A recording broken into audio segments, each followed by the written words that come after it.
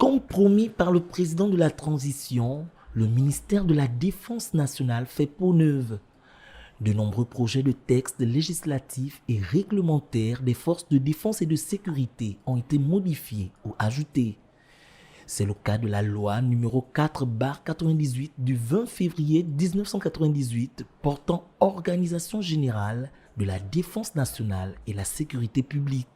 La présente ordonnance, prise en application des dispositions de l'article 52 de la Constitution et conformément aux dispositions de l'ordonnance numéro 01/2010 du 25 février 2010, vise l'appartenance du corps autonome paramilitaire de la sécurité pénitentiaire aux forces de sécurité, tout en conservant la tutelle du ministère de la Justice. Les articles 24 et 31 de la loi numéro 4/98 du 20 février 1998 ont également été modifiés et se lisent désormais articles 24 et 31 nouveaux.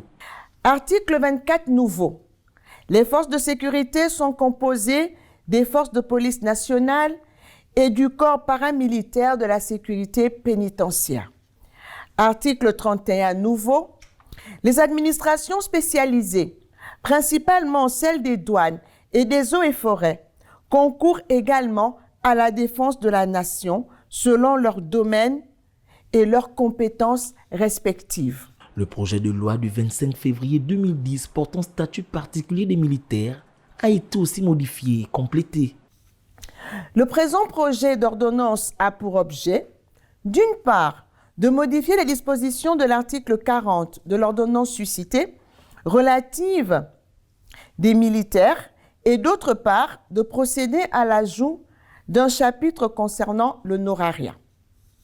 Ce texte vise à se conformer aux engagements internationaux de notre pays en matière du respect des droits et des libertés individuelles, en matière de mariage homme-femme, qui doit être reconnu à tous. Ces ajouts ou modifications des textes législatifs et réglementaires viennent témoigner de la volonté du président de la transition d'améliorer les conditions de travail et de vie des soldats gabonais. Le chef de l'État est allé plus loin en permettant le versement d'une indemnité de risque, d'une prime de valorisation des diplômes militaires versée uniquement aux titulaires des diplômes militaires et la mise en place d'une prime à la performance des forces de défense aux frontières.